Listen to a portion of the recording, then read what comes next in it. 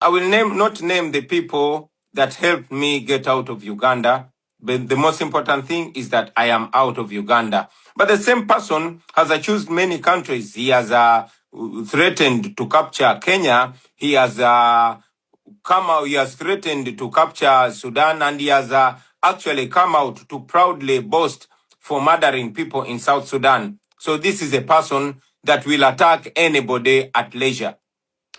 Do you feel still under threat, even far away from Uganda? I mean, do you think there are threats on your life, or because you're across the Atlantic, you are protected? I am still under threat. I am aware that I'm being followed. And, in Uganda, history shows that many dissidents have left the country and have been followed and hurt, harmed, or even killed from very far away from home. I am still under threat. However, at least I know that I can communicate in the tentative. I can be able to speak to the world.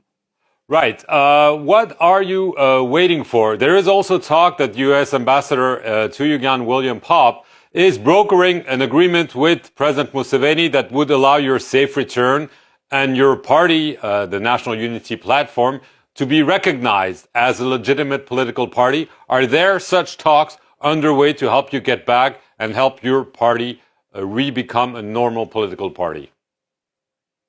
First and foremost, we don't need any negotiation for our political party to be recognized. The law is not to be negotiated. The law is the law, and according to the law in Uganda and internationally, we are a legitimate political party.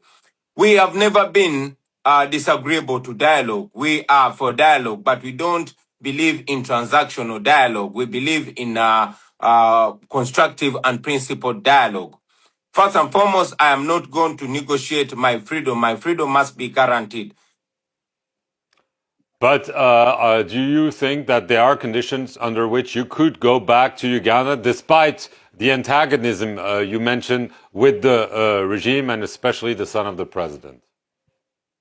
Absolutely. I intend to go back to my country. My fight is in Uganda. My work is in Uganda. And my citizenship is in Uganda. I'm a Ugandan and I have to go back to my country.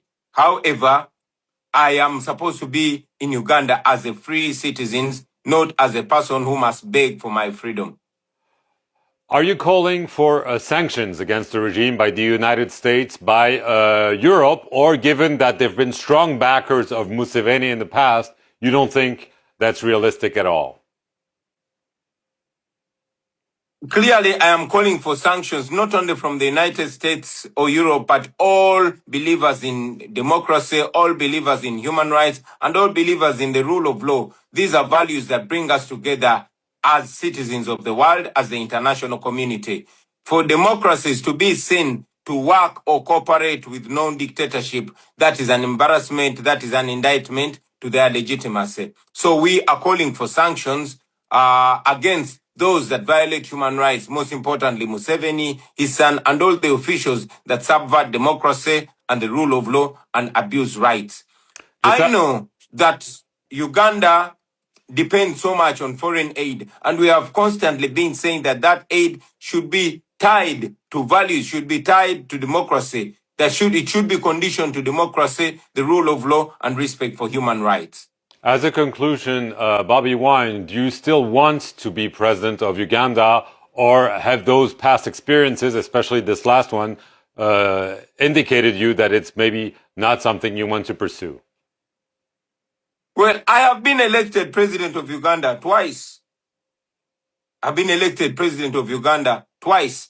However, what is important to me is not me as an individual to be president. It's not about me. It is about freedom for our country. It's about the restoration of democracy for Uganda. It's about the respect of the rule of law and ensuring that all Ugandans enjoy their human rights and live in their country as full humans, whether I'm president or not.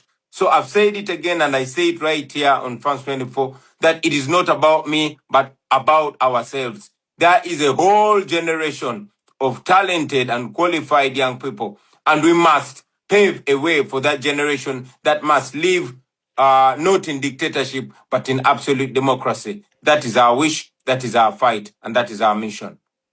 Bobi Wine, I want to thank you very much for being our guest here on France 24, and thank you all for watching this edition of Tête à Tête.